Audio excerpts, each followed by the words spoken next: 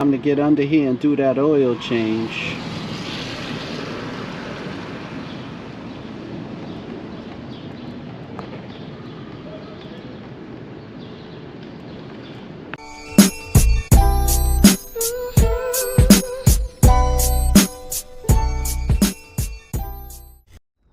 What's up, YouTube and all my Ryker riders out there? Today we got another one in the shop to be customized, and this is what we got. Check it out. It's going to be a long video.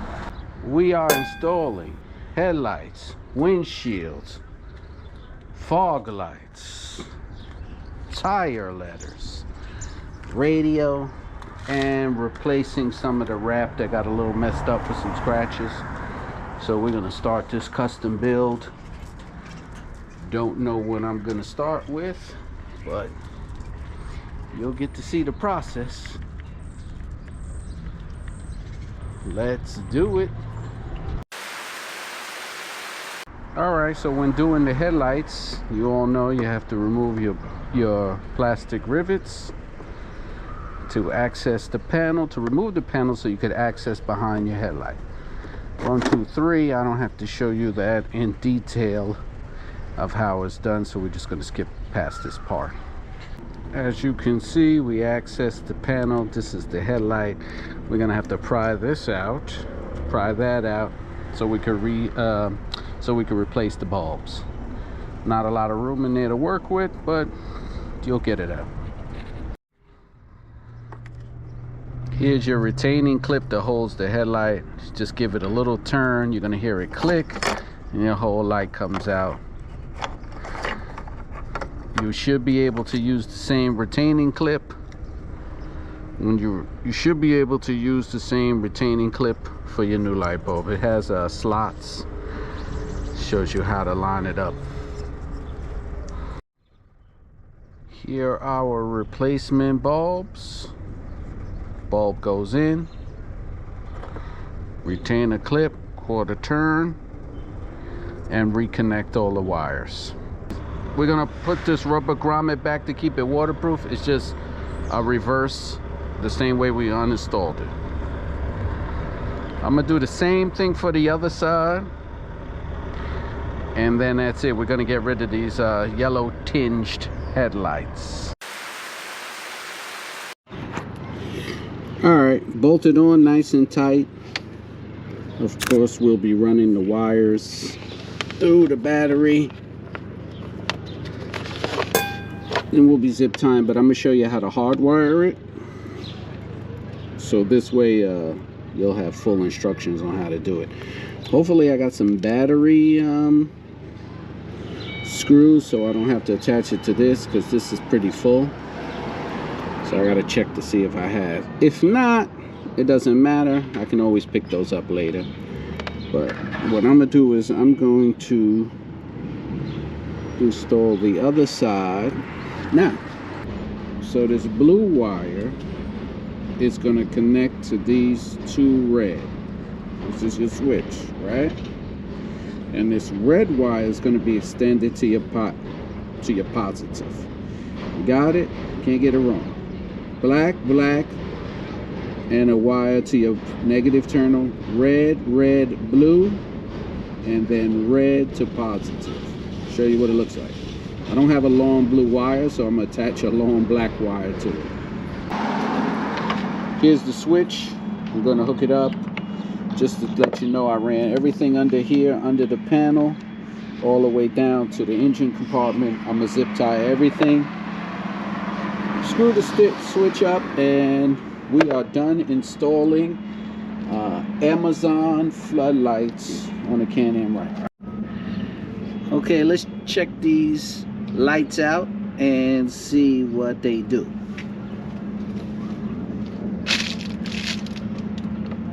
Those are on. Those are on. Low. Strobe. Off. On.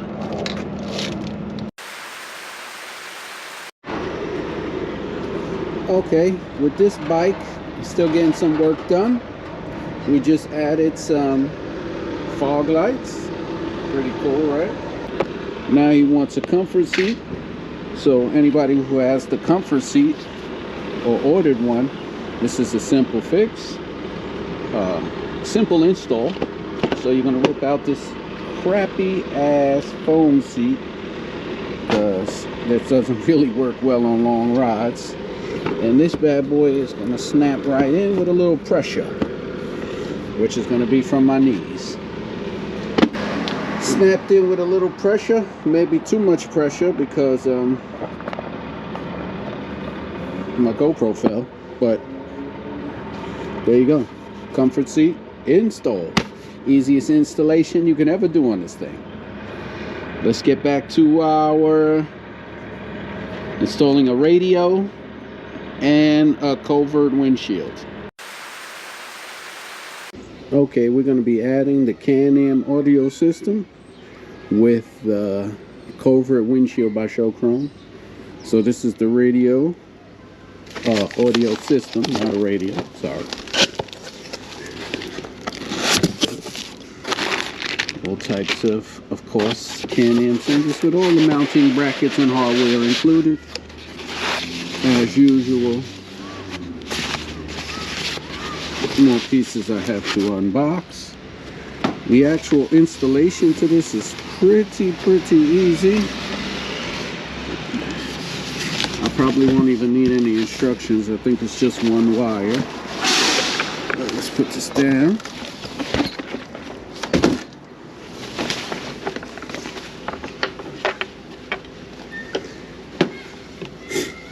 There we go.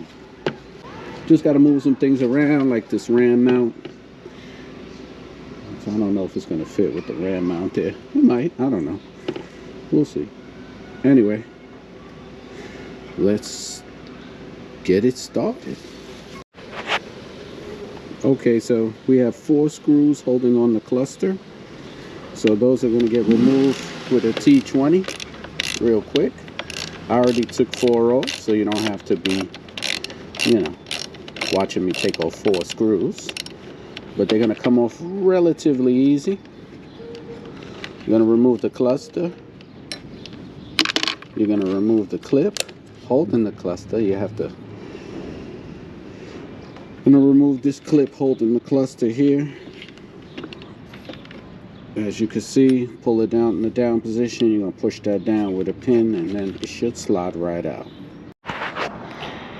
Okay, you're going to remove the screw that was here, which is right there. You're going to unscrew it, and of course the 4 screws. Get the clip off and you're good.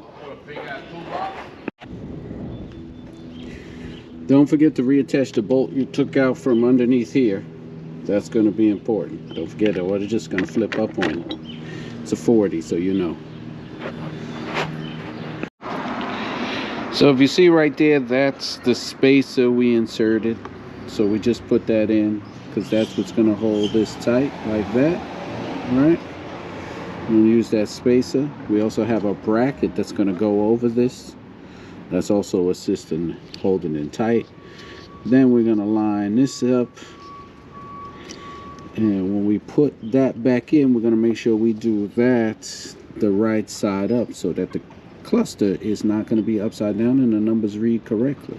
So we're going to use these 2 screws which came with Loctite and tighten those up.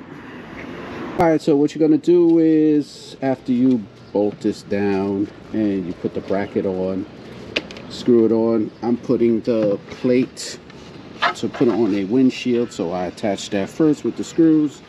And this is going to go on here. Slide on. If I could just slide it. I just got to line it up.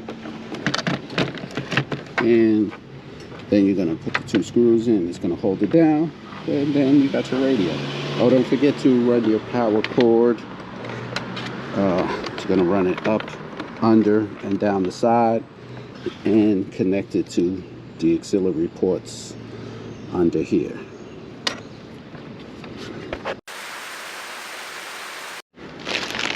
Okay, now we're going to install the covert windshield from Showchrome. So we already installed the Can Am OEM radio, and what's cool about it is we won't need all the extra hardware. Because, you know, people have asked me, does it fit? Does it fit? Fits. We got a perfect fit here. So we're gonna just take out the screws, the bolts, and put it right over the ring, right over the radio.